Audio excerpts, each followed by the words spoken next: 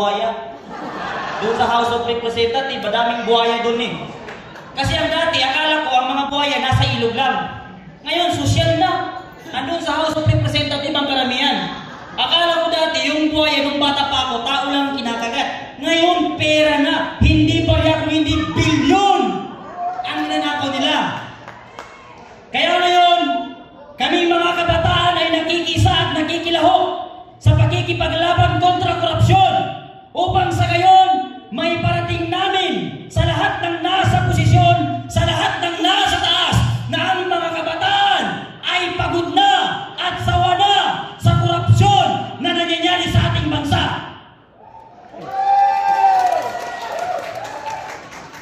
Nasa loob pa lang kami ng tiyan ng aming mga magulang, nagbabayad na kami ng tax, nagbabayad na ng buwis, hanggang ngayon lubog pa rin sa utang ang ating bansa. Lalo't ngayon na bangat ang nakaupo at namumuno sa atin. Ang presidente natin ngayon, mas makapal pa ang pagmumukha niya sa hollow block at semento ng flood control. Kung hindi makapal ang mukha niya sa dinami-dami ng Pilipino at estudyante na lumalabas sa kalsada upang ipanawagan ng Marcos resign, dapat bumaba na siya. Ang ating presidente puno ng fake news. Kaya nung pinatawag ako sa CIDG, sabi niya sa akin, kilala mo ba si Atty. Topacio? Sabi ko sa CIDG, oh, kilala ko yun.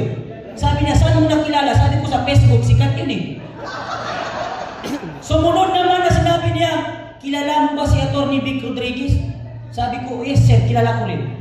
Saan mo nakilala? Siya ba ang organizer ng mga rally? Sabi ko, hindi sir. Nakilala ko lang sa Facebook, tumagbong senatorya mo nakaraan eh. Sabi niya ngayon, kung hindi ka pala sabi niya membro o nag-oorganisa sa mga rally, bakit ka nakakapagsalita? Sabi ko, sir, kung gusto mo sumama ka sa rally namin. Kasi sabi ko, noong pumunta ako sa rally, sabi sa ANC, meron pa bang gustong magsalita dyan o maglabas ng inahin? Kaya sabi ko, lumapit ako, nagsalita ako. Ngayon sabi niya, ikaw ba itong nasa video? Sabi ko, yes sir, sa ako yan. Sabi nung general, hindi, baka AI. Sabi ko, hindi sir, ako talaga yan. Sabi niya, okay, kinumpar mo na ikaw yan. Ngayon sabi nung 4 na general, panoorin natin yung video. Sabi ko, yes sir, panoorin natin, i-play yung video. Pinlay yung video. Kuhang-kuha dun sa video, may lighter na ba ang lahat? Ngayon sabi niya, ikaw ba yung nagsiguro ng may lighter na ba ang lahat? Sabi ko, yes sir, ako yan. Bakit mo sinabi na may lighter na ba ang lahat? Susunugin niyo ang kung ano dyan? Sabi ko, hindi sir.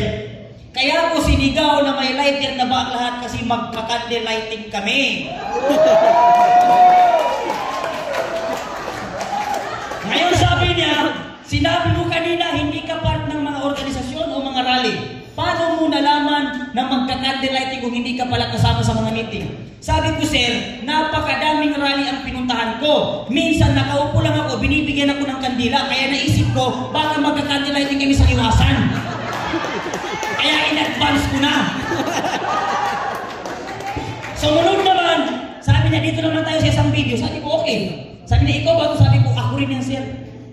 Ngayon, yung nasa video na yun, within 30 minutes, lulusubin natin ng Mindiola. Ikaw ba yung nagsabi ng sabi ko, hindi, sir, magkaibang boses eh. Sabi niya, kung hindi ikaw yan, sino yan? Sabi ko, hindi ko alam, sir, kasi hindi ako nag-i-stay sa stage. Nandun ako sa sasakyan. Sabi niya, kayo ng sasakyan sa'yo, sabi niya, organizer o private? Sabi ko, hindi sir, tok-tok. Sabi niya, anong tok-tok? Sabi ko, yung 3 time. Sabi niya, yun, hindi pupunta ang mga tok-tok doon kung walang organizer na nagbayad. Sabi ko, mali ka na naman sir. Ang tok-tok na sinasabi ko, sabi ko, yung mga sira na nakaparada sa Liwasan Bonifacio, nakisilong ako, umuulan eh. Ngayon, 4 oras kami. 4 na oras kami sa loob ng CIDG, 4 na general ang nag-iimbestiga sa akin. Sinarado ang pinto. Lahat naka-close. Sabi niya ngayon, ibulong mo sa amin kung sino. Ang kilala mo ba yung MC o kahit sino doon? Sabi ko, sir, kahit lutuin mo ako dito, wala akong masabi kasi hindi ko kilala kung sino mga organizer na sinasabi mo. Volunteer akong pumupunta sa rally. Saan mo nakita yung mga rally? Bakit ka nakakapunta? Ang daming vloggers yan eh. Nagla-live, kaya nakikita ko kung saan yung may rally, pumupunta ako doon. Sabi niya, ngayon, hindi pala ikaw yan. So sino ba sabi niya, yung nagsisigaw na yan, na 30 minutes, lulusugin ang Mindiola. Sabi ito, ipasupinan mo ang TV Patrol.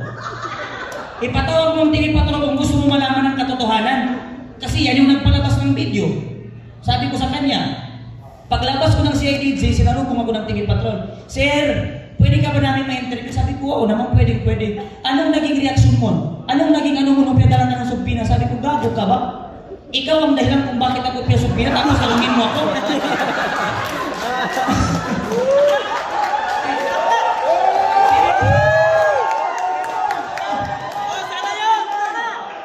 Sabi ko, TV Patrol, gago ka ba? Ikaw yung dahilan kung bakit ako pinasumpina, tapos ngayon tatanungin mo kung hindi ako nagulat? Tanong sabi ko. Kaya tayo ngayon mga kababayan, sabi ko sa CIDJ, kahit 100 truck pa ang sumpina na ipadala nila sa bahay namin, handa kaming ipangalandakan at ipagsigawan ng Marcos resign at papanagot